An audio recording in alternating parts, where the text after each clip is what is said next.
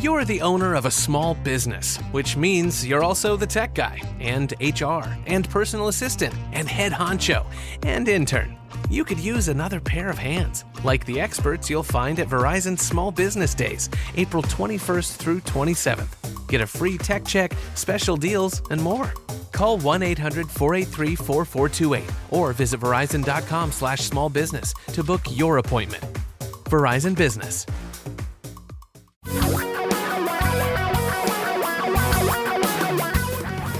Reality radio for a really great future. We're talking real money. Well, welcome to the show again. I'm Don, that's Tom. We're talking real money. And a big part of real money is the whole business of relationships. And we thought the topic of relationships made a lot of sense to discuss right now with Valentine's Day coming up this weekend, unless you listen to the show after Valentine's Day. But then, there are all kinds of times to be romantic. That's true. But, in relationships... In relationships, they can be difficult. And one of the problems that plagues relationships is cheating. There was a study done back in 2018 that showed that about 15% of married women admit to having cheated sexually. Yeah. And about 20% of men admit to having cheated in a relationship. So you can probably double those numbers up or something. Who knows? But who's going to admit? Okay, so they admitted to it. But there's another form of cheating, and I really never thought about this much. Yeah, this is kind of a surprise, Don. This is a new study done by creditcards.com, so you can go read the whole thing there. But they were talking about financial cheating. That is like, spending more than you're supposed to, opening accounts that your significant other doesn't know about, stuff like that. And it's shocking. According to this study, 51% of millennials commit financial adultery. 51%. Now, when I told my son this, who is millennial, he said, well, we learn from the best. I thought that was pretty good comeback. But, and by the way, of those people, 28% think it's worse than physical cheating. So they're doing it and they think it's worse than physical. Okay, now wait a minute, though. I kind of see that because if somebody's taking your future and blowing it, really blowing, because sex is one thing, but money is the way you're going to live down the road and the way you live today. It's pretty serious. And by the way, that's true. Last year was horrendous. 74% of people who had never hid an account, had a different bank account or maybe Robinhood or whatever. Last year's the first year they did it. So last year's a big year for cheating. I don't know why people are sneaking off hiding stuff, but apparently that was a big year for it. Because can you have an affair, a real physical affair in a pandemic? No. It's harder. If you feel like cheating, you're going to go cheat with money instead. By the way, one of the guys they quote in this study says there's really 3 reasons why people hide the stuff. Shame. They don't want to admit to their spouse that they're gambling, that they're using money in other ways. They have a problem, right? Yeah. Number 2 is insecurity, which I think does make sense. You're insecure about, well, I really want to do this, but I don't want to tell anybody, and I don't want to argue with them about it. Mm-hmm. And then the third reason, they do it for the thrill. But they cheat for the thrill of it. In many cases, that's the same reason people have physical affairs. Well, I think so. I'm alive. Yeah, so, my theory now looks even better. That they can't have a physical affair, so they're getting their thrill at Robinhood. A lot of people are sleeping with Robinhood. And it's all on your phone. It's all on your phone. How's anybody to know, right? You don't. It's not like you get a statement mailed to you. It's not like you're gonna look on your home computer and find it, right? It's all. And okay, here are my ideas. All right, this is Valentine's Day. We got to say something. You're gonna save the relationships out there. I don't know about that because Dr. Phil's 3 doors down on the left. I'll let him handle that. But here are my number 1. I think here's something everybody should do in every relationship. Because money is power, right? And if you're the wage earner, and you think you get to make the call, I've done this. This is me. It's probably me in my current relationship. Mm-hmm. I think I get to make those decisions. I'm bringing the money in. I'll tell you how much to spend on this. But I think every person should have some amount of fun money that's just theirs. Go do with it as you wish. An allowance? I think that alleviates. whatever, how it could be called that. I don't know, whatever. It's just that money is, you want to go throw it off a cliff? Great. You want to go gamble it? Great. But it's yours to go do, because I think that alleviates this need to sneak around and hide. Number 2, I think you should have boundaries, but not rules. In other words, yeah, people are going to say, well, you told me I could spend $200 on this, but you go spend $300. That's okay. Don't make it too strict. And then the third one, I think this is just relationship 101, and that is be willing to admit to mistakes, right? Mm-hmm. This is how relationships mend, how people get fixed. I made a mistake, but I'm better now, because we all make mistakes about all kinds of things. If you admit it and then apologize for it, that helps. That's good. Thank you, Dr. Phil. That helps. Well, it does. So, I hope next year, this same time when we get the survey again, this number is half of what it is. It won't be. Okay. It won't be. There's your my advice is going to go right in, as my grandmother used to say, in one ear and out the other. I can hear it moving right already. There, I got to tell you. I just real quick. Way back in the early 90s, when I started the Don McDonald Money Letter, which was originally called Mutual Fundamentals. Yes. Back in the 90s, I had so many subscribers. I had thousands of subscribers, and I hired the woman next door to be our bookkeeper. And she was a sweet older woman, not old, but older, with a daughter who babysat our kids, and they were active in the church. They were upstanding major league citizens. And we were literally on our honeymoon, and we came back. And for some reason, Debbie went to the back of this was when you had the big check register book. Oh, yeah, right. She went to the back of the check register book and found that checks were missing.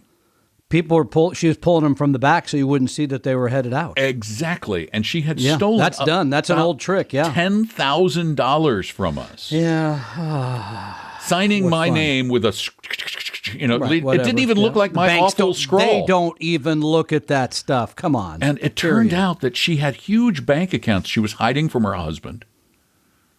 For years and years, she got, and they could never figure out what she was going to do with it. At some point, she was stealing the mortgage payment and doing this. I mean, she was big league. I have read that story before. Financial cheating. So that's sad. I don't know why, but it's not any good for the relationship. So stop. With all of that, I want to just say Happy Valentine's Day, sweetheart. Okay, is that all right?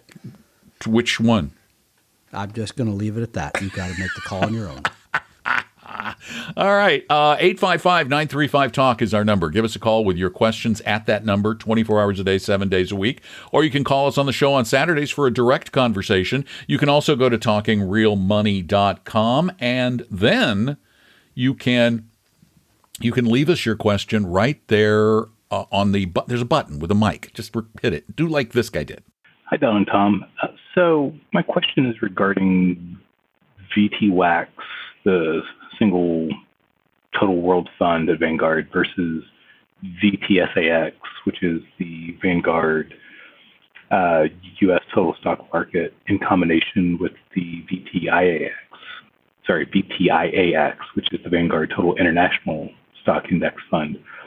It looks like you actually get broader diversification just in terms of total holdings between the combo of the two funds versus just going with the VTWAX. So just want to get your feedback on there. Is the VTWAX there primarily for simplicity? Is that the reason why you recommend that? Or is there any other reason why the person would not go with the split funds to get the broader diversification? It actually looks like maybe a slightly lower expense ratio to go. Thank you very much. VTWAX versus VTSAX with VTIAX. In essence, what we have at Talking Real Money, which is the three funds from Vanguard, Schwab, and Fidelity, you balance those out. U.S. International. Two stock funds, one bond fund. Yes. Yeah. The idea here is that you get U.S. exposure, you get international exposure, and then you balance that with the bonds. And he's exactly right. The reason we give the other one is just simplicity. Mm-hmm. Because some people, you can just say, I want to be half in stocks, half in, great, put half in this one, half in the other one. When you add a third, people sometimes say, well, wait a minute, why would I put this? It gets more confusing to some people. You want more sophistication with Vanguard? You can go to Paul Merriman's side. I think he has a 10 fund Vanguard portfolio. We did the simple because we found people wouldn't do the more complicated. Is a lot of the folks who call us just have 1,000 or 2 or 3 or 10 or 15. Yeah, good point. Not the kind of money yet to start really diversifying, because it's only going to make fractional percentage differences, which over a long period of time will add up. But you just want to keep it simple initially. And so we suggest VTWAX or VT for those who have less than $3,000, because VTWAX has a $3,000 minimum contribution. But VT, it's just however much one share is. You could buy that. About $90 or something. Yeah, there you go. And that's the exchange traded fund version of the same. So it's great fun. If you want to control your U.S. international balance, which I think is a good idea, because the allows you some rebalancing. Yeah. The VTWAX is still a little heavy U.S. It's like 60%, I want to say, something like that. 60-40, pretty close. Yeah. And we'd rather see you closer to that 50-50 split. Which over time has been good in a couple of ways. It's actually increased your return a bit and saved you. Decreased the volatility. Yeah. Well, it saved you huge. 2000 through 2009. Lost big decade, time man. Yeah. You would have gotten killed. So I hope that answers the question, and we hope we can answer your questions.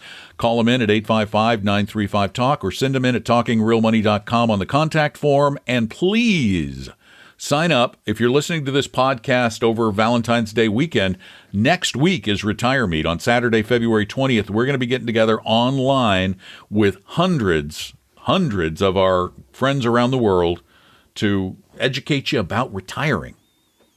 Paul Merriman, David Booth, Don McDonald, Barbara Devereaux, Rick. I can't go through the whole list. Rick Gregrick, he'll be mad You'll I didn't forget finish some. his name. Yeah, I will. Kevin Peterson about Medicare, Tina Hall about housing. You can see we have the experts on all things retirement at Retire Meet, which is Saturday the 20th. Begins at 8 o'clock in the morning on Saturday at Pacific time, so later for other time zones. 11 Register in the absolutely Eastern free. zone. No, thank you. The 3 hours. Got it. Absolutely free, but I think it's going to be a great event. I truly do. And it's going to be worth every penny you pay for it. I said that today and somebody laughed, so I wasn't going to say the same thing again. So. Satisfaction guaranteed, or yours no money back. $0 back. All right, so I think we got that. I think we finished this podcast.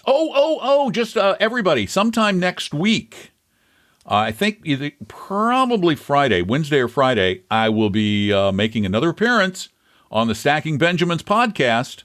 Wow, so big day. I'm going to be joining the guys over in Joe's mom's basement.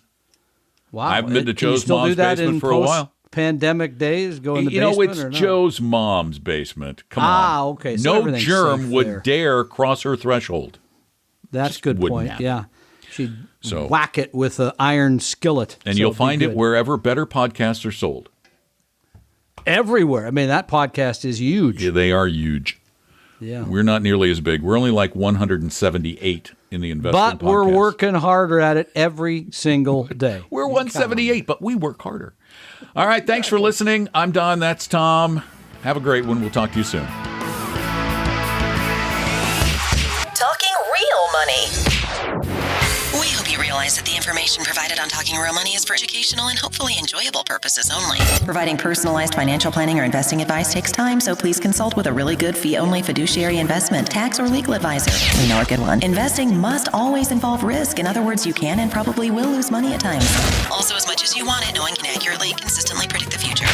So past performance doesn't tell you a darn thing about what the future will bring. Unlike many other programs that say something similar, Talking Real Money is not trying to get you to buy or sell any financial products or securities. Instead, the program is provided as a public service by Vestry, a fee-only registered investment advisor. Thanks for listening, and please visit talkingrealmoney.com for more information and disclosures. Are we done now?